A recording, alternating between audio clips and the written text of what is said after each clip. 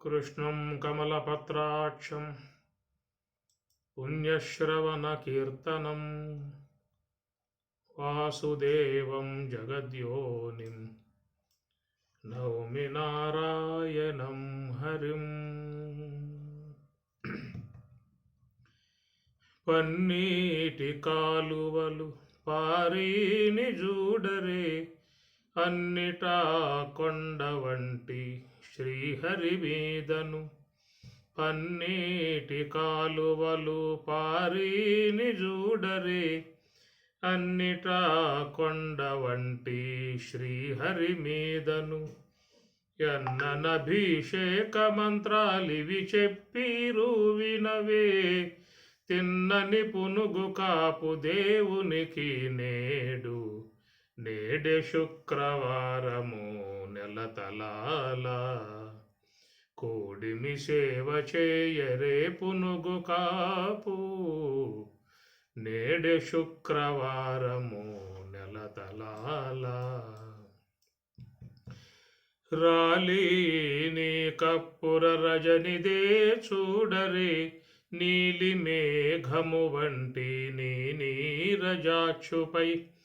రాలీని కప్పుర రజనిదే చూడరే, నీలి మేఘము వంటి నీ నీరజాక్షుపై. తాలిమితో జాలువారే తటుపునుగు ఇది కోరే, తాలిమితో జాలువారే తటుపునుగు ఇది కోరే. పోలింప పునుగు కాపు పురుషోత్తమునికి, పోలింప పునుగు కాపు పురుషోత్తమునికి. నేడే శుక్రవారము నెలతలాల, కోడిమి సేవ చేయరే పునుగు కాపు, నేడే శుక్రవారము నెలతలాల. అలమేలు మంగతోటి ఆరాలు సేవించరే, విలయగరించెను శ్రీ వెంకటేశుడు. అలమేలు మంగతోడి ఆరాలు సేవించరే, విలయగరించెను శ్రీ వెంకటేశుడు. పలు విందులు ఆరగించే భాగాలనీయరే, పలు విందులు ఆరగించే భాగాలనీయరే. చలగి పునుగు కాపు శేషాద్రిపతికి,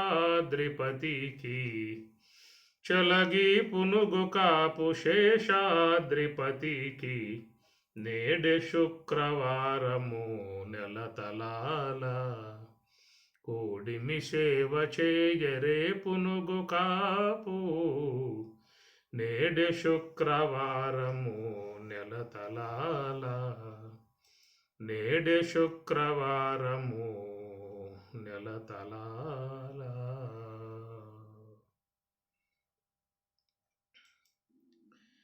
భగవద్గీత 2వ అధ్యాయము. సాంఖ్యయోగములో ప్రయాణం చేస్తూ ఉన్నాము.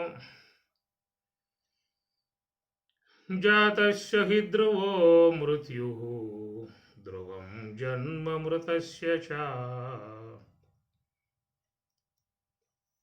జాతస్య హి ధ్రువో మృత్యుః, ధ్రువం జన్మ మృతస్య చ. తస్మాదపరిహార్యేర్థే నత్వం శోచితుమర్హసి. అవ్యక్తాదీని భూతాని వ్యక్తమధ్యాని భారత, అవ్యక్తనిధనాన్యేవ తత్ర కా పరిదేవనా. ఆశ్చర్యవత్ పశ్యతి కశ్చిదేనం, ఆశ్చర్యవద్వదతి తథైవ చాన్యః. ఆశ్చర్యవచ్చైనమన్యః శృణోతి, శ్రుత్వాప్యేనం వేద న చైవ కశ్చిత్. ఇక్కడ ఈ 3 శ్లోకాలు కూడా ఒక అద్భుతమై ఉన్నటువంటి ఒక సన్నివేశము. మొదటి దాంట్లో ఇది దీర్ఘకాలికంగా చర్చించుకుంటూ వస్తూ ఉన్నాము. జాతస్య హి ధ్రువో మృత్యు ధ్రువం జన్మ మృతస్య చ. ఈ రెండు కూడా ప్రతిష్టాత్మకమై ఉన్నటువంటి అంశములు. ఒకటి మనకు తెలిసింది, రెండవది ఈశ్వరుడు చెప్పేటువంటి అంశము. మనకు తెలిసింది ఏమిటని చెప్పానంటే జాతస్య హి ధ్రువో మృత్యు. ఇది అందరికీ తెలిసిన విషయమే. తెలియటము అని చెప్పనంటే అనుభవంలోకి వస్తే కదా తెలియటము అనవచ్చు. అనుభవంలోకి రావటం అంటే ప్రత్యక్షంగా చూస్తూ ఉన్నాం కదా. మన కండ్ల ముందే ఎంతోమంది అసువులు భాష వెళ్ళిపోతూ ఉన్నారు కాబట్టి ప్రత్యక్షంగా చూస్తున్న అంశం. మన కళ్ళ ముందు పోయేటువంటి వాళ్ళని చూసాము కానీ నేను పోగా అనుభవంలోకి వచ్చిన అంశం కాదు కదా అని అనవచ్చు. మన కళ్ళ ముందు పోయేటువంటి వారి యొక్క మార్గంలోనే రేపో మాపో మనం కూడా పోయే విధానంగానే కలిగి ఉన్నాం. కాబట్టి ఈ విషయంలో ఎవరో కూడా సందేహించాల్సిన అవసరం లేదు. ఎందుకంటే ప్రతి ప్రాణికి కూడా 3 అవస్థలు ఆయన సిద్ధం చేసి పెట్టాడు. 3 అవస్థలే పెట్టాడు, ఇంకా పైగా పెట్టల.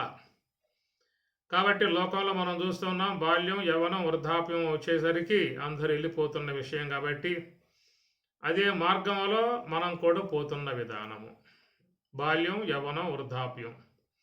కాబట్టి ప్రకారముగా లోకంలో అందరికీ కూడా తెలిసిన విషయం జాతస్య హి ధ్రువో మృత్యు. పుట్టినవాడు పోవడం అనే విషయం ఆస్తికులైనా నాస్తికులైనా చారువాకులైనా బౌద్ధులైనా జైనులైనా ఇస్లామిక్ వాళ్ళైనా ఎవరైనా కానీ అందరూ కూడా ఈ విషయాన్ని అంగీకరించే విషయమే. కానీ మృతస్య జన్మ ధ్రువం. మృతస్య చనిపోయినటువంటి వానికి జన్మ, మరలా జన్మ రావడం అనేటువంటి విషయం ధ్రువం అనే విషయం ఇక్కడ ఈశ్వరుడు చెబుతున్న విషయం. ఇది జీవుడు చెప్పే విషయం కాదు. జీవుడు చెప్పే అంశం మొదటి అంశం జాతస్య హి ధ్రువో మృత్యు అనేటువంటిది ఈశ్వరుడు చెప్పిన మాటే. అయినా కానీ లోకంలో జీవులందరూ కూడా అంగీకరిస్తున్న అంశం ఇది. కానీ మృతస్య జన్మ ధ్రువం అనే విషయం మాత్రం ఈశ్వరుడు చెబుతున్న మాట. కానీ ఈ మాటను కొంతమంది జీవులు అంగీకరించని విషయం.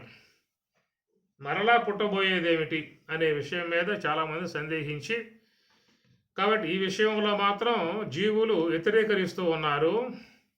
మొదటి అంశంలో మాత్రం అందరి జీవులు అంగీకరిస్తూ ఉన్నారు. నాస్తికులు సహితం కూడా మొదటి అంశాన్ని అంగీకరించే అంశమే. నాస్తికులైనా ఎవరైనా కానీ ఆస్తికులైన అందరూ కూడా జాతస్య హి ధ్రువో మృత్యు, సావటం ఖాయం అనే విషయం నాస్తికులైనా చెప్తారు.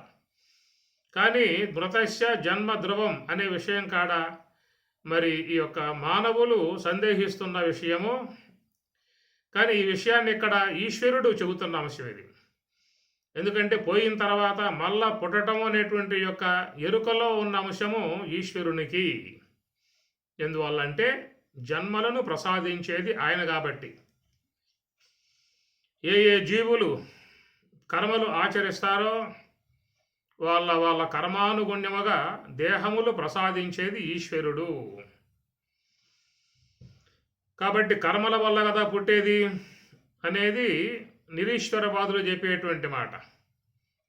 అందుకే రమణ భగవానుల వారు కూడా కర్తురాజ్ఞయా ప్రాప్యతే ఫలం కర్మ కిం పరం కర్మ తజ్జడం అనే మాటతో నిరీశ్వరవాదాన్ని కొట్టేశాడు. కర్తు ఆజ్ఞయా ప్రాప్యతే ఫలం. కర్తయగు భగవంతుడు, ఈశ్వరుడు. కాబట్టి ఈశ్వరుని యొక్క ఆజ్ఞయ, ఆయన ఆజ్ఞానుగుణంగా ఆజ్ఞ అనుసరించి ప్రాప్యతే ఫలం, ఆయా జీవులకు రాబోయే జన్మలు, ఉత్తమ లోకాలు ఏవైనా కానీ గాక ఈశ్వరానుగ్రహముతోనే ప్రాప్తించేటువంటివిగా ఉన్నాయి. మరి మేము చేస్తున్న కర్మల కదా మాకు ఇస్తూ ఉన్నది అనేటువంటి మాటగా వస్తుంది నిరీశ్వరవాదములో. కర్మ తజ్జడం కర్మ కిం పరం కర్మ తజ్జడం కర్మ కిం పరం కర్మ దైవమా? స్వతసిద్ధంగా ఇస్తుందా? కర్మ తత్తు జడం, జడాత్మికమై ఉన్నది ఇవ్వలే ఇవ్వలేదు. కాబట్టి కర్మలు చేసినప్పటికీ కూడా ఆ కర్మానుగుణ్యముగా ఫలములు ప్రసాదించేటువంటి వాడు ఈశ్వరుడే. మరి ఈశ్వరుడు ప్రసాదించేదిగా ఉన్నప్పుడు మరి మేము కర్మలు చేయము, ఈశ్వరుడు ఇస్తాడా అనేటువంటి యొక్క మాట. కర్మలు చేస్తే కదా ఈశ్వరుడు ఇచ్చేది, మేము కర్మలే చేయము, ఈశ్వరుడు ఇస్తాడా? లోకంలో కర్మలు చేయకుండా ఎవడు ఉండే అవకాశాలు లేవు. నహి కశ్చిత్ క్షణమపి జాతు తిష్టతి అకర్మకృతో కార్యతే హి అవశః కర్మ సర్వః ప్రకృతి జై గుణై. లోకంలో అందరూ కూడా ప్రకృతి గుణై, ప్రకృతి వల్ల పుట్టినటువంటి గుణై, గుణముల చేత బద్ధులై ఉన్నారు. అట్టి కర్మలు ఆ జీవుల చేత మరి ఆ గుణములు ఆ కర్మలను చేయిస్తూ ఉన్నాయి. సాత్విక సంబంధ కర్మలు, రజోగుణ సంబంధ కర్మలు, తమోగుణ సంబంధ కర్మలు.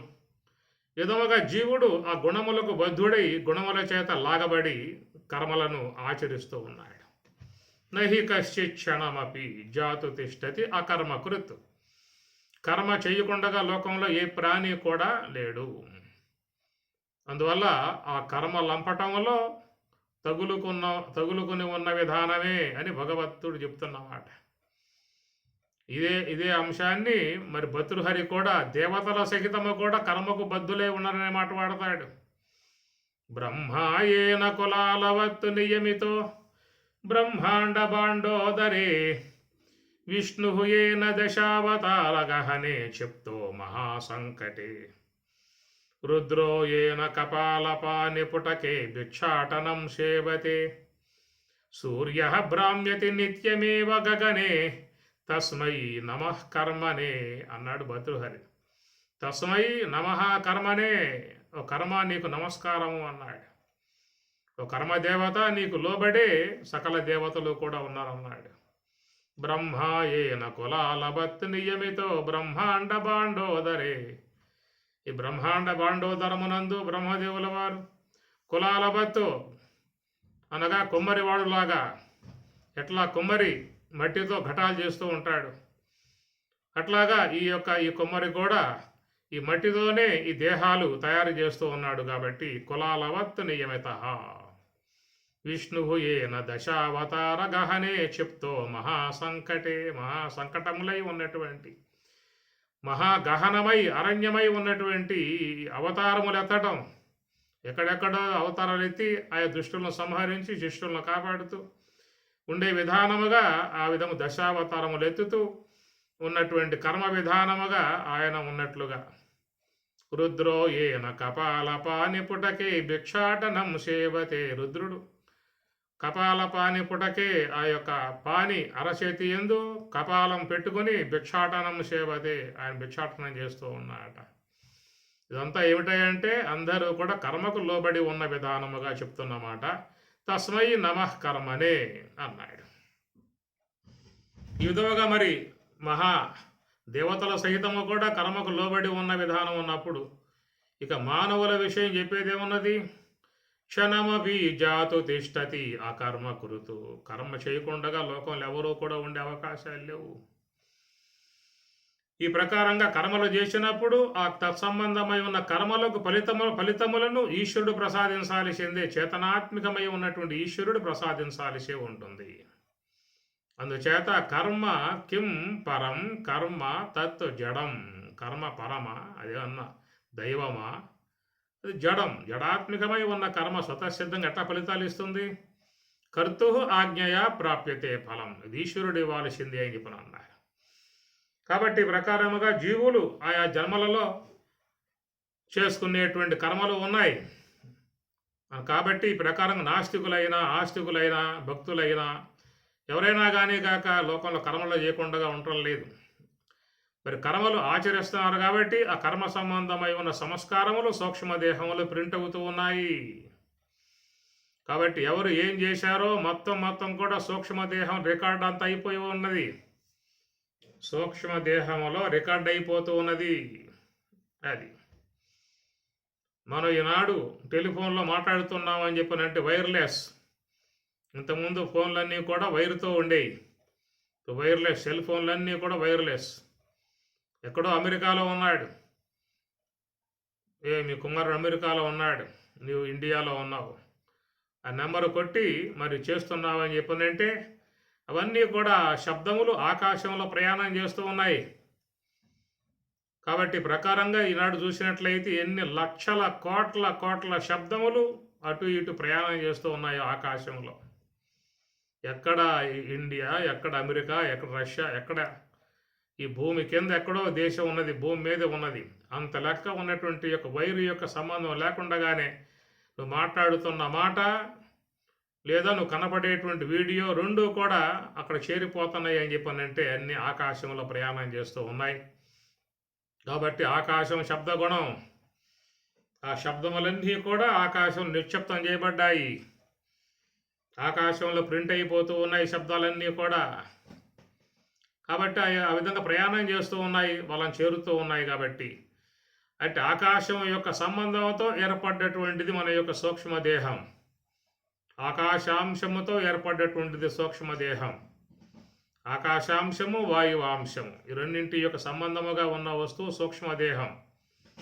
అగ్ని, జలము, పృథివీ ఇవి కేవలం రూపాత్మికములుగా ఉన్నాయి. కాబట్టి ఆ రూపాత్మికమై ఉన్నటువంటి యొక్క వాటి నుంచి మన యొక్క స్థూల దేహం అనేది ఆకారాత్మకముగా వచ్చింది.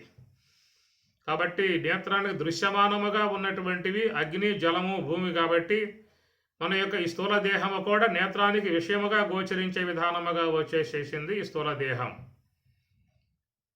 అందువల్ల దేహం కనుక అంతరించినట్లయితే అది మరి పృథ్వీలోకి వెళ్ళిపోతుంది, జలంలోకి వెళ్ళిపోతుంది, అగ్నిలోకి వెళ్ళిపోతుంది. కానీ ఆకాశాంశముకు ఏర్పడేటువంటి అంతరేంద్రియములు ఇవన్నీ కూడా ఆకాశాంశముతో ఏర్పడేటువంటివి. కాబట్టి సూక్ష్మదేహం అనబడేటువంటిది మరి దాంట్లో మనం చేసే కర్మలన్నీ కూడా ప్రింట్ అయిపోయి ఉంటాయి, సూక్ష్మదేహంలో ప్రింట్ అవుతూ ఉన్నాయి. అది ఒక అత్యద్భుతమై ఉన్నటువంటి ఒక నిర్మాణాత్మక ప్రక్రియ. ఏ సైన్స్ కూడా దాన్ని చేసే అవకాశాలు లేవు. అది ఈశ్వరునికి మాత్రమే సాధ్యమైనటువంటి యొక్క విధానం. ఈనాడు వీరి కణాలు తీసుకొని వేరే శరీరంలో నిశ్శబ్దం చేసి మరి గర్భం ఫలింపజేసి ఆ శిశువుల్ని మరి కనే విధానముగా చేస్తున్నటువంటిది సైన్స్. అట్లాగా మరి స్థూల దేహ సంబంధమై ఉన్నటువంటి యొక్క అంశములతో మరొక స్థూల దేహాన్ని ఆ రూపంగా నిర్మాణం చేసే విధానంగా రావచ్చేమో కానీ సూక్ష్మదేహం మాత్రం ఏ యొక్క విధానాలుగా కూడా దాన్ని తయారు చేసే అవకాశాలు ఏమి లేవు. అది కేవలం ఈశ్వరుని యొక్క సంకల్ప మాత్రముతో ఏర్పడ్డటువంటి అత్యద్భుతమై ఉన్నటువంటి నిర్మాణాత్మకము సూక్ష్మదేహము. సంకోచ వ్యాకోచములు చెందగలిగే విధానము, జ్ఞానేంద్రియ, కర్మేంద్రియ, అంతరేంద్రియ, దశవద వాయువులతో చేరి ఉన్నటువంటి యొక్క సూక్ష్మదేహము అనేక జన్మలుగా చేసేటువంటి కర్మలు ఏవైతే ఉన్నాయో మొత్తం కూడా ఎంత నిశ్శబ్దం చేసుకున్నా కానీ ఇంకా ఖాళీ ఉండే విధానమే, దానికి నిండే విధానం కాదు. కనుక ఎన్ని జన్మలుగా చేసినప్పటికీ కూడా అన్నింటికీ కూడా అవకాశం ఇస్తుంది సూక్ష్మదేహం. ఆకాశో వ్యవకాశ ఆకాశం వ్యాపితం చేత అని చెప్పినట్లుగా అంటే ఆ సూక్ష్మదేహంలో జీవులు చేసే కర్మలన్నీ కూడా దాంట్లో ముద్ర అయిపోతూ ఉన్నాయి, ప్రింట్ అవుతూ ఉన్నాయి, దాంట్లో చేరిపోతూ ఉన్నాయి. ఉన్నాయా అని సందేహించాల్సిన అవసరం లేదు. ఉన్నాయో లేవో కూడా చూసుకోవచ్చు. నువ్వు చిన్నప్పటి నీ యొక్క వ్యవహారాన్ని కొంచెం దృష్టి సారించావు అని చెప్పానంటే నీకు ఊహ వచ్చినప్పటి నుంచి నువ్వు ఏమేమి చేశావో, ఎవరెవరితో సంచరించావో, ఎక్కడెక్కడ ఏ ఘనకార్యాలు చేశావో, ఏ ఉపకార్యాలు చేశావో, ఎవరికి అపకారం చేశావో, ఏ స్కూళ్ళల్లో చదువుకున్నావు, ఎక్కడెక్కడ జాబ్ చేశావో అవన్నీ కూడా నీకు మదిలో మెదులుతాయి. కారణం ఏంటంటే సూక్ష్మదేహంలో ప్రింట్ అయి ఉన్నాయి కాబట్టి. కనుక ప్రింట్ కావటం వరకే నీ వంతు. ప్రింట్ అయిన తర్వాత ఫలితములు ఫలింపజేసే విధానం ఆయన వంతు. గింజ నాటడమే నీ వంతు. దాన్ని మొలకెత్తించి మొక్కయి చెట్టయి దానికి పూత, పిండి, కాయలు రసాత్మకములుగా వచ్చేవన్నీ కూడా ఈశ్వరుడే. నీ వంతు ఏమిటంటే ఆ గింజ భూమిలో పెడతావు, పాదు చేస్తావు, నీళ్లు పోస్తావు, అంతవరకే. నువ్వేమన్నా మొలకెత్తింప చేస్తావా? నువ్వేమన్నా చెట్టుగా చేస్తావా? నువ్వు కాయలు కాయిస్తావా? పండ్లుగా చేస్తావా? రసాలు పోస్తావా? నీ వల్ల ఏమవుతుంది? కాబట్టి ఆ యొక్క భూమిలో నువ్వు గింజ పెట్టడం వరకే, ఆ తర్వాత పరిణామం అంతా కూడా ఈశ్వరుని ద్వారా ఏర్పడేటువంటి యొక్క ప్రక్రియ. కాబట్టి ఆ ప్రకారముగా సూక్ష్మదేహం అనేటువంటి యొక్క క్షేత్రములో బీజములు నాటడం వరకే నీ పని. ఏమి నాటుకుంటావో నీ ఇష్టం. ముళ్ళ చెట్లే పెడతావా? మామిడి మొక్కలే పెడతావా? గులాబీ మొక్కలే పెడతావా? మల్లె మొక్కలే పెడతావా? సుగంధ పరిమళముగా మంచి పూల మొక్కలే పెడతావా? ఏ పెడతావు నీ ఇష్టం. ఏవి పెడితే అయ్యే పెరుగుతాయి. ఆ ప్రకారముగా మరి యొక్క సూక్ష్మదేహం అనేటువంటి యొక్క క్షేత్రములో ఈ కర్మలు అనేటువంటివన్నిటినీ కూడా పెట్టడం వరకు నీ వంతైతే, వాటను ఫలింపజేసే విధానము, ఫలవంతముగా చేసే విధానం ఈశ్వరుడు. కాబట్టి కర్తు ఆజ్ఞయ ప్రాప్యతే ఫలం అని చెప్పిన అన్నారు. కాబట్టి ఆ ప్రకారముగా ఈశ్వరుడే కర్మ ఫలప్రదాత అని అన్నారు. కాబట్టి మృతశ చనిపోయిన తర్వాత వానికి జన్మ అనేటువంటి యొక్క విషయం అనేటువంటిది అది ఈశ్వరుని యొక్క అధీనములో ఉన్న అంశం. అది నీ అధీనములో ఉన్న అంశము కాదు. నీ అధీనములో ఉన్న అంశం ఏంటంటే జాతస్య ధ్రువో మృత్యు. ఒకవేళ నీ జీవితంపై విరక్తి పుట్టిందా, దాన్ని సమాప్తి చేసుకునే ఉద్దేశం ఉందా, చేసుకుంటూ ఉన్నారు. చాలామంది ఆవేశంతో వైరాగ్యం కలిగి ఏదో క్షణిక ఆవేశంతో ఉన్న ప్రాణాలని తీసుకుంటూ ఉన్నారు, ఊరేసుకుంటూ ఉన్నారు, రైలు కింద పడతా ఉన్నారు, బావుల్లో దూకుతూ ఉన్నారు, కొండపైన దూకుతూ ఉన్నారు. ఈ విధంగా బలవన్మరణములుగా కొంతమంది చేసుకునేటువంటి విధానం. కాబట్టి ఈ ప్రకారంగా జాతస్య పుట్టిన వానికి ధ్రువ మృత్యువు, మరణం అనేది అది నీ చేతుల్లో ఉన్న అంశము. మృతస్య జన్మ ధ్రువం, అది ఈశ్వరుని యొక్క చేతుల్లో ఉన్న అంశం. అది ఈశ్వరుడు ప్రసాదించే అంశం. అది నువ్వు కోరుకున్న ప్రకారంగా వచ్చే అవకాశం లేదో. ఈశ్వరుడు ఒకవేళ ఈ విశ్వంలోకి రావాలనుకుంటే అవతారం అని చెప్పని అన్నారు. అలా అవతారముగా ఉన్నటువంటి యొక్క అంశం వారికి మాత్రమే ఈశ్వరునికి అధీనములో ఉన్నటువంటి స్వతంత్రమై ఉన్నటువంటి యొక్క అంశం. స్వమాయయా సంభవామి అని చెప్పి స్వామి చెప్పిన మాట. అజహ అపి సన్ అవ్యయాత్మ భూతానాం ఈశ్వర అపి సన్. సమస్త భూతములకు సమస్త విశ్వమునకు అధిష్టాతయై ఆజ్ఞాపించేటువంటి వాడే, శాసించేటువంటి వాడే, ఈశ్వరుడై నియామకుడై ఉన్నటువంటి యొక్క తాను అజహ అపి పుట్టుక లేనివానిగా ఉన్నప్పటికీ కూడా అని అర్థం. అజహ అపి పుట్టుక లేనివాడనుగా అపి ఉన్నప్పటికీ స్వమాయయా సంభవామి. కాబట్టి నా యొక్క మాయను ఆసరాగా చేసుకుని నేను ఈ విషయంలో స్వతసిద్ధముగా వస్తున్నాను అనేటువంటి మాట. అది ఆయనకు వర్తించే అంశమే తప్ప మిగతా జీవులకు అట్టి స్వేచ్ఛ జన్మ విధానం లేదు. స్వేచ్ఛ మరణ విధానం ఒకవేళ వాడికి ఏమన్నా ఉంటే ఉండవచ్చు. ఉన్నది చేసుకుంటూ ఉన్నాడు కదా. మనం చూస్తూ ఉన్నాం లోకంలో ఆ విధముగా. చిన్న పిల్లకాయలు కూడా పరీక్షలో తప్పితే వాడు ఆవేశంతో మరి మృత్యువు వైపు ప్రయాణం చేస్తూ ఉన్నాడు. ఆ చిన్నతనంలోనే వాడికి విరక్తి కలుగుతూ ఉన్నది, వాడికి బాధ కలుగుతూ ఉన్నది. ఎంతోమంది విద్యార్థులను చూస్తూ ఉన్నాం. కారణం ఏంటంటే వాళ్ళు సంవత్సర కాలం పాటు బాగా కృషి చేస్తారు, బాగా చదువుతారు, బాగా ఇబ్బంది పడతారు, చాలా కష్టాలు పడతారు. చివరికి మరి ఆ పరీక్షా ఘట్టంలో కొన్ని మరి ఏ యొక్క లోపాల వల్ల వాడు సరైనటువంటి ఆన్సర్ రాయకపోవడం కారణంగా వాడు ఓడిపోయాను, ఓటమి చెందాను, పరీక్షలలో తప్పాను అని చెప్పి అనగానే వాడు సంవత్సర కాలం పాటు చేసిన శ్రమంతా వాడు మదిలో మెదిలి తోటి బాలకులతో అవమానాన్ని వాడు భరించలేక, ఓడిపోయాననేటువంటి యొక్క మాట అంగీకరించలేక కొంతమంది అభిమానంతో చిన్నతనంలోనే ఆ విధంగా చేసుకోవడం మనం చూస్తూ ఉన్నాం. ఇక పెద్దవాళ్ళు అయితే ఏదో సమస్యలతోనో, బాధలతోనో, దుఃఖాలతోనో, వేదనలతోనో ఆవేశానికి గురై వాళ్ళు బలవన్మరణముగా పొందుతూ ఉన్నటువంటి విధానం. ఇది జీవులు ఒకంత తన యొక్క అధీనంలోకి తెచ్చుకుంటూ ఉన్నారు. సహజ మరణమే రావాల్సి ఉంటుంది. ఈశ్వరుడు ఎంతవరకు కాలాన్ని పెట్టాడు అంతవరకు తాను జీవించాల్సిన విధానం ఉంటుంది. బలవంతముగా పోయే విధానం కాదు. ఒకవేళ చేతుల్లో ఉన్నప్పటికీ కూడా దాన్ని వాడుకోకూడదు. ఇది చట్టం చెప్పేటువంటి యొక్క మాట. సహజముగా పోవాలే తప్ప ఎవరో కూడా బలవంతముగా పోకూడదు అనే చట్ట విధానం. అయితే జాతస్య ధ్రువో మృత్యు, ఈ యొక్క అంశం మాత్రం జీవుని యొక్క అధీనంలో కొంత భాగం చేరి ఉన్నది. ఈ విషయం అందరూ నిర్ధారితమై ఉన్నది. కానీ మృతస్య అనేటువంటి విషయంలో జన్మ అనేటువంటిది మాత్రం ఈశ్వరుని యొక్క అధీనంలో ఉన్నది. కారణం ఏంటంటే జీవులు చేసుకునేటువంటి కర్మలన్నీ కూడా ఫలవంతములుగా ఇచ్చేటువంటి వాడు ఈశ్వరుడు కనుక చేసిన కర్మలు తప్పనిసరిగా అవి ఫలవంతములయ్యే తీరతాయి.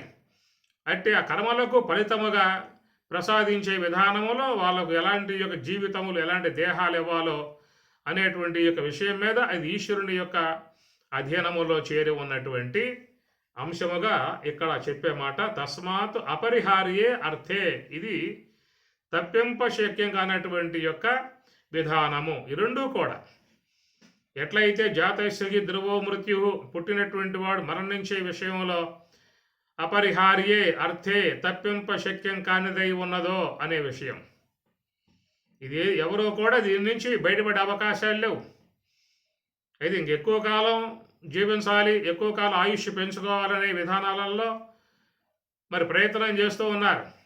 ఇంకేమైనా చేస్తే గొప్ప గొప్ప వైద్యములు పొందితే, విదేశాలకు పోయి గొప్ప వైద్యాన్ని తీసుకున్నట్లయితే, మంచి మెడిసిన్ వాడినట్లయితే ఇంకా మెరుగుగా మంచిగా జీవించవచ్చు అనేటువంటి విధానంలో ఆయు కాలాన్ని పెంచుకోవటానికి మనిషి ప్రయత్నం చేస్తూ ఉన్నాడు.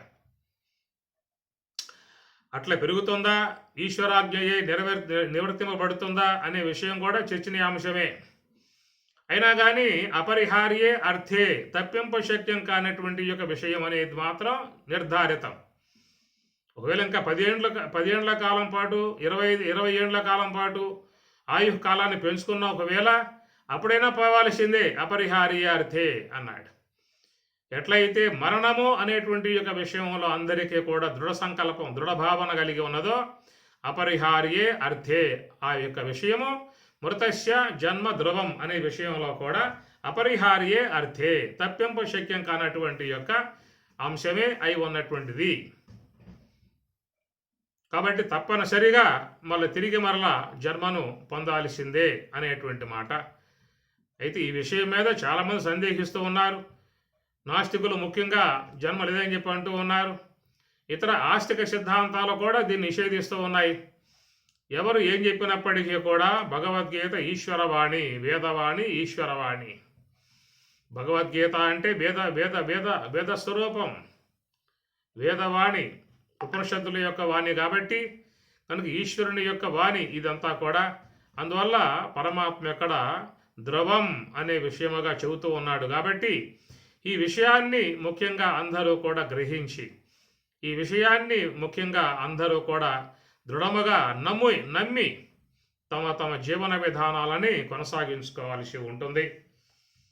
ఎందుకంటే ధ్రువం అని చెప్పి అన్నాడు కాబట్టి ఇతర జీవులకు ఉపకారం చేసే విధానముగా, ఇతరులకు మేలు చేసే విధానముగా, ఇతరులకు ఎలాంటి యొక్క హాని చేసే విధానం లేకుండా మేలు చేసే విధానంగా భగవంతుడు మెచ్చుకుంటూ ఉన్నాడు. అద్వేష్ట సర్వభూతాన మైత్ర కరుణ ఏవచ నిర్మమ నిరహంకార అనే మాటలుగా భగవంతుడు ఈ ప్రకారముగా జీవితాన్ని జీవించిన వాడే మే భక్త యో మద్భక్త సమే ప్రియ అని స్వామి చెబుతూ ఉన్నాడు. కాబట్టి ఆ ప్రకారముగా ఏ ప్రాణికి కూడా అపకారం చేసే విధానముగా ఉండకూడదు.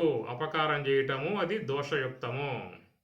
ఎందుకంటే మమైవాంశో జీవలోకే పరమాత్మ అంటున్నమాట. క్షేత్రజ్ఞం చాపి మాం విద్ధి సర్వక్షేత్రేషు భారత, అన్ని క్షేత్రాలలో ఉంది నేనేం చెప్పి అంటూ ఉన్నాడు.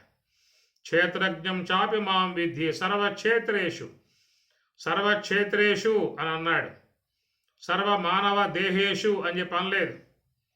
సర్వమానవ దేహేషు అని చెప్పినట్టు సమస్త మానవుల దేహములలో మాత్రమే భావించుకోవాల్సి ఉంటుంది. సర్వక్షేత్రేషు అని చెప్పి అంటాం చేత ఈ విశ్వంలో ఉన్నటువంటి యొక్క సకల ప్రాణుల యొక్క విషయంగా వర్తిస్తుంది. కాబట్టి ఏ ప్రాణికి కూడా మానసికంగా కష్టం కలగజేయమాక, శారీరకంగా బాధ కలగజేయమాక, మానసికంగా కష్టం కలిగించమాక. వాళ్లకు సంతోషకరముగా ఉండే విధానము ఏమన్నా ఉంటే నీ ఉపకార విధానముగా చెయ్యి. నువ్వు ఏ విధంగా ప్రవర్తిస్తే ఇతరులకు సుఖం కలుగుతుందో, సంతోషం కలుగుతుందో, ఆ సంతోషం కలగజేసినట్లయితే, వాళ్ళు ఆనందించినట్లయితే అది భగవంతునికి సంతోషం కలగజేసే విషయం. పరోపకారాయ పుణ్యాయ పాపాయ పరపీడనం రెండే చెప్పుకొచ్చారు. పాపము అని చెప్పారంటే ఇతర జీవుల్ని మానసికంగా శారీరకంగా బాధించడము, హింసించడము పాపం అన్నారు. ఇతర జీవులకు ఉపకారం చేసి సంతోషింపజేయటాన్ని అది పుణ్యము అని చెప్పి అన్నారు. ఈ పుణ్య పాపాలకు నిర్వచనం ఇంకేమి ఇవ్వలేదు. మనం లోకంలో ఎన్నో విషయాలను మనం ఇది పాపము అంటే ఇది పుణ్యము అని చెప్పని అంటాం. అవన్నీ కాలానుగుణ్యంగా మారిపోయేటువంటి యొక్క అంశాలే. ఒకప్పుడు పాపం అనుకుంది ఒకప్పుడు పుణ్యంగా మారుతూ ఉంటుంది. ఒకప్పుడు పుణ్యం అనుకుంది ఒకప్పుడు పాపంగా మారుతుంది. పూర్వకాలం రజస్వల కాకముందు వివాహం చేయాలని చెప్పి అన్నారు. అట్లా జరిగిపోతే యజమాని నరకానికి పోతాడు అన్నారు. ఈ కాలంలో రజస్వల కాకముందు వివాహం చేసినట్లయితే నరకానికి పోవడం ముందు జైలుకు పోతాడు. ఒకప్పుడు ఒక ధర్మంగా ఉన్నది, మరొకప్పుడు అధర్మంగా కాబట్టి ఈ ప్రకారం మనం లోకంలో ఏవైతే ధర్మాలుగా పుణ్య పాపాలుగా భావించుకుంటూ ఉన్నామో అవన్నీ కూడా కాలానుగుణ్యముగా అవి అటు ఇటు మారిపోయే విధానాలు ఉంటాయి. ప్రధానముగా చెప్పేటువంటి యొక్క మాట పాపానికి పుణ్యానికి అర్థము ఏ జీవికి కూడా నువ్వు అపకారం చేయమాక, ఇబ్బంది కలగజేయమాక, మనస్సు కష్టపెట్టమాక, వాళ్ళని బాధ పెట్టమాక. ఏ జీవికైనా నీ వల్ల సంతోషం కలిగే విధానం ఉంటే, ఆనందం కలిగే విధానం ఉంటే అలాంటి విధానముగా నువ్వు వాళ్ళకి సంతోషం కలగజేయి, ఆనందం కలగజేయి. అది నీకు పుణ్యము ప్రసాదించేదిగా ఉంటుందని చెప్పనేటువంటి మాట. కాబట్టి ఆ ప్రకారముగా మరి ఈ యొక్క మరి సమస్త జీవులన్నీ కూడా భగవంతుని యొక్క అంశగా చేరి ఉన్నటువంటి విధానం. కాబట్టి మరి ఏ ప్రాణి సంతోషించినా కానీ నీకు అది నీ పుణ్యప్రదమవుతుంది తప్ప మరొక విధానం కాదు. కాబట్టి ఆ ప్రకారముగా మరి ఇక్కడ చెప్పేటువంటి విధానములో అపరిహార్యార్థే తప్పింప శక్యం కాని విషయముగా ఉన్నటువంటి విధానములో మరి ఏ యొక్క ప్రాణికైనా కానీ మనం చేసేటువంటి ఉపకారం మృతస్య జన్మ అనేటువంటి దాంట్లో నీకు ఉపకరించేటువంటి యొక్క అంశమై ఉంటుంది. పరమాత్మ చెప్పేటువంటి యొక్క మాట మృతస్య జన్మ అనే చెబుతూ ఉన్నాడు. కాబట్టి దానికి కర్త ఈశ్వరుడు, కర్మ జీవుడు, తాను చేసుకునేటువంటి కర్మానుగుణ్యముగా వాళ్ళకి ఫలితములు ప్రసాదించేటువంటి ఈశ్వరుడు. కాబట్టి అటు ఈశ్వరుని చేత నీకు రాబోయేటువంటి విధానములో చక్కటి ఫలితాన్ని ఆయన ద్వారా పొందే అవకాశము ఉన్నది. ఇది చాలా అందరూ కూడా గమనించాల్సిన అంశము. ఎందుకంటే రెండవ అంశం అది ఈశ్వరుని యొక్క అధీనములో చేరి ఉన్న అంశము. మొదటి అంశము అనేది కూడా ఈశ్వరునికి ఆజ్ఞానుగుణ్యముగా ఉన్నప్పటికీ కూడా అది ప్రారబ్ధ కర్మ అనేటువంటి యొక్క దాంట్లో చేరిపోయి ఉన్నది. జాతస్య హి ధ్రువో మృత్యు అనేటువంటి యొక్క అంశము, జాతస్య పుట్టడం అనేటువంటిది అది సంచిత కర్మలోని కొంత భాగం ప్రారబ్ధముగా వస్తుంది. కాబట్టి ప్రారబ్ధము యొక్క అధీనములో సాగుతున్నటువంటి అంశము జాతస్య, పుట్టిన వాని యొక్క గమనము. ఎక్కడ దాకా అంటే మృత్యు మరణం దాకా సాగుతున్న అంశం. జాతస్య పుట్టినప్పటి నుంచి మృత్యు మరణ పర్యంతం వరకు సాగేటువంటి యొక్క అంశమంతయు కూడా సంచిత కర్మలోని కొంత భాగం ప్రారబ్ధముగా వచ్చింది. కాబట్టి ఆ ప్రారబ్ధము యొక్క భాగములో జరుగుతున్నటువంటి విధానము జాతస్య మృత్యు, పుట్టినప్పటి నుంచి మరణ పర్యంతం వరకు పుట్టినటువంటి యొక్క గడియ ఒక అంశం అయితే, ఇక చివరి ఎండింగ్ పాయింట్ మరణం అనేటువంటిది. ఈ మధ్యలో నడిచేటువంటి గమనం అంతా కూడా ప్రారబ్ధ కర్మ యొక్క భాగంలో జరుగుతుంది. ఇదంతా కూడా ప్రారబ్ధం ఏ పూటైతే సన్నగిలిందో ఇక ఆ పూట మృత్యు అనేటువంటిది దేహాన్ని ఆక్రమిస్తుంది. కానీ ఆ తర్వాత ఉన్నటువంటి మృతస్య, చనిపోయినటువంటి అప్పటి నుంచి జన్మ, మరి తిరిగి మరలా జన్మ వచ్చే విధానం దాకా ఉన్నటువంటి యొక్క భాగమేమో మరి ఈ సంచిత కర్మ యొక్క భాగము నుంచి సాగుతున్నటువంటి వ్యవహారం. ఈ సంచిత కర్మ భాగము నుంచి మరి ఆ యొక్క రాబోయే దేహాలు ఎలాంటివి ప్రసాదింపబడతాయో మరి ఆ సంచిత కర్మలో ఎవరెవరు ఏమి నిక్షిప్తం చేశారో వాళ్ళకే కనపడతాయి. ఎవరికీ చెప్పే విధానం ఉండదు. ఎవడెరుగకున్న ఈశ్వరుడెరుగడా అని కూడా అన్నారు. తనకు తెలుసు. రెండవది ఈశ్వరునికి తెలుసు. కాబట్టి ఎవరెవరిలో ఏ కర్మ ఉన్నదో, అది ఏ ప్రకారంగా జీవితాన్ని జీవించామో, ఎవరెవరిని బాధించామో, ఎవరెవరిని హింసించామో, ఎవరెవరిని నిందించామో, ఇవన్నీ ఇతర జీవుల్ని బాధించటం వల్ల వచ్చేటువంటి యొక్క దోషాలే ఎక్కువగా.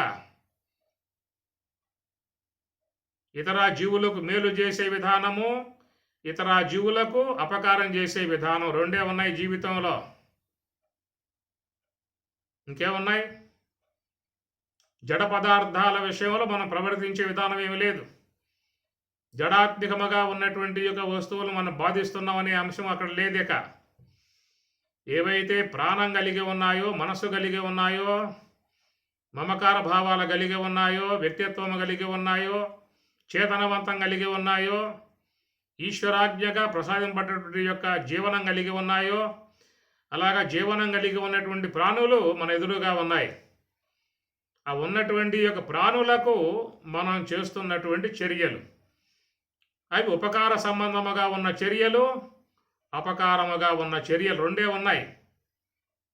ఉపకార సంబంధమై ఉన్న చర్యలు, అపకార సంబంధమై ఉన్న చర్యలు, ఈ రెండే. ఏమన్నా చేయగాక ఆ చేసే కర్మలకు వేరే రకాలుగా పేర్లు ఉండవచ్చు. చేసే కర్మలకు వేరే రకాల పేర్లై ఉండవచ్చు. కానీ జరుగుతున్న అంశం ఏంటని చెప్పానంటే, ఇతర సాటి జీవులకు జరుగుతున్నది ఉపకార సంబంధమై ఉన్న చర్యలు, అపకార సంబంధమై ఉన్న చర్యలు. ఇది ఎట్లా చేస్తావు నీ ఇష్టం.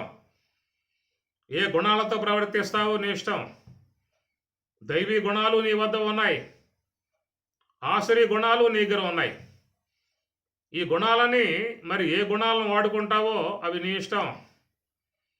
ఆ తర్వాత వచ్చేటువంటి ఫలితాలకు నువ్వు గురి కావాల్సి వస్తుంది.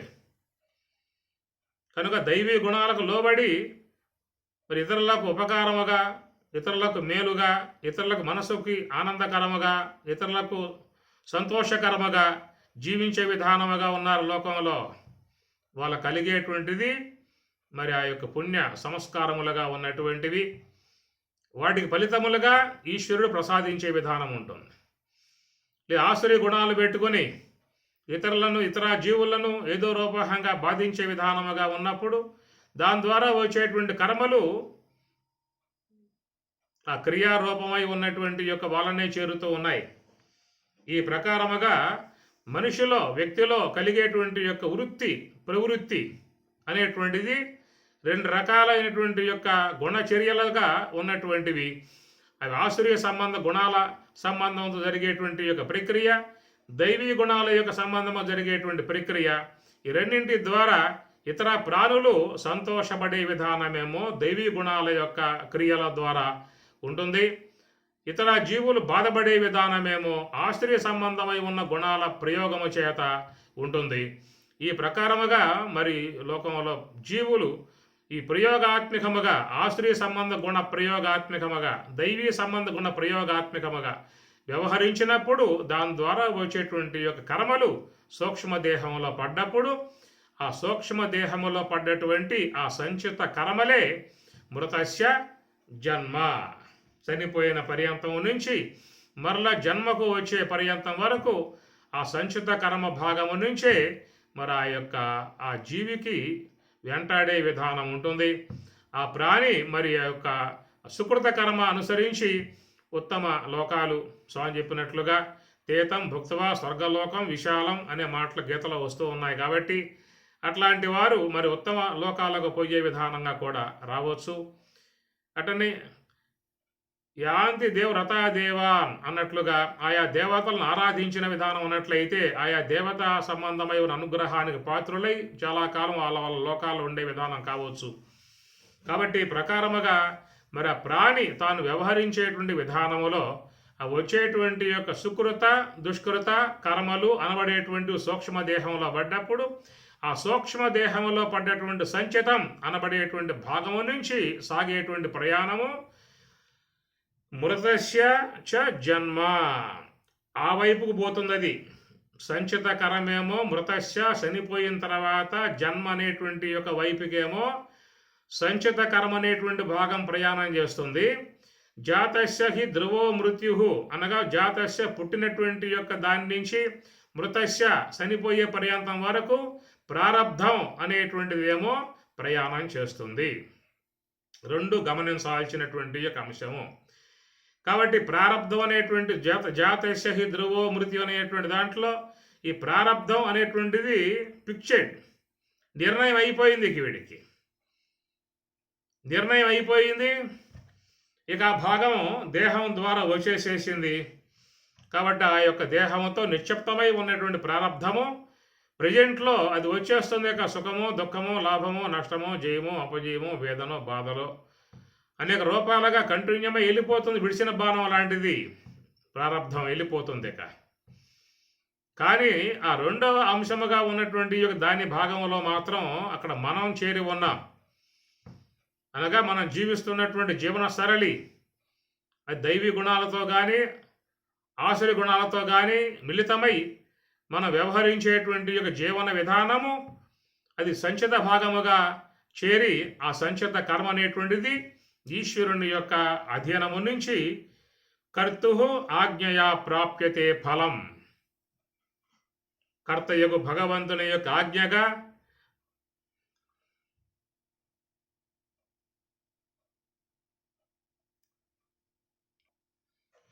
కర్తురాజ్ఞయా ప్రాప్యతే ఫలం. కనుక ఈశ్వరుని యొక్క ఆజ్ఞ అనుసరించి జీవులకు ఆయా కర్మలు ప్రకారముగా దేహములు ప్రాప్తించేటువంటివిగా ఉన్నాయి. కాబట్టి మృతస్య చనిపోయిన తర్వాత జన్మ ధ్రువం అనేటువంటి మాట విధానములో తిరిగి మరలా ఆయా జీవులు ఈశ్వరాజ్ఞను అనుసరించి పొందేటువంటివిగా ఉన్నాయి. కాబట్టి మరి ఈ విషయములో వర్తమాన కాలములో ఏ ప్రారబ్ధానుగుణ్యముగా జీవితం జీవిస్తూ ఉన్నామో అట్టి ఆ జీవితాన్ని జీవించేటువంటి యొక్క జీవులు ఎలాంటి జీవన విధానం కలిగి ఉండాలో, ఎలాంటి కర్మలను ఆచరించాలో అనేటువంటి యొక్క విషయాన్ని గమనించి జీవించినట్లయితే రాబోయేటువంటి కాలములో మరి ఆ యొక్క జీవుడు హీన దేహాలు పొందకుండా ఉత్తమ దేహాలు పొందేటువంటి విధానముగా వచ్చే అవకాశం ఉంటుంది. లేదా భగవద్గీత బోధించే విధానముగా, ఉపనిషత్తులు బోధించే విధానముగా జ్ఞానాన్ని అధ్యయనం చేసి మరి మహాత్ముల ద్వారా బ్రహ్మోపదేశాన్ని పొంది నివృత్తి మార్గములో సోహం భావ ధ్యానమునందు ఉండి మరి యొక్క మోక్ష ప్రయాణముగా పోయినట్లయితే ఆ జీవో బ్రహ్మైవ, జీవుడు బ్రహ్మత్వమును పొంది ధరించే అవకాశం ఏర్పడుతుంది. కనుక ఈ విషయాన్ని అందరూ కూడా శ్రద్ధగా గమనించి తన జీవన సరళి, తన జీవన విధానాన్ని చక్కగా మార్చుకుని అటు పుణ్య మార్గమన్నా కలిగి ఉండాలి, లేదా జ్ఞాన మార్గమన్నా కలిగి ఉండాలి. పుణ్య మార్గం కలిగి ఉన్నట్లయితే ఉత్తమ గతులు పొందే అవకాశం ఏర్పడుతుంది. జ్ఞాన మార్గం కలిగి ఉన్నట్లయితే మోక్షాన్ని చేరుకునే అవకాశం ఏర్పడుతుంది. అలాంటి విధానముగా ప్రతి ఒక్కరూ కూడా గమనికగలిగి తమ తమ జీవితాలను జీవించాల్సి ఉంటుంది. జాతస్య హి ధ్రువో మృత్యు ధ్రువం జన్మ మృతస్య చ తస్మాదపరిహార్యేర్థే నత్వం శోచితుం అర్హసి. హరి ఓం తత్సత్. ఓం.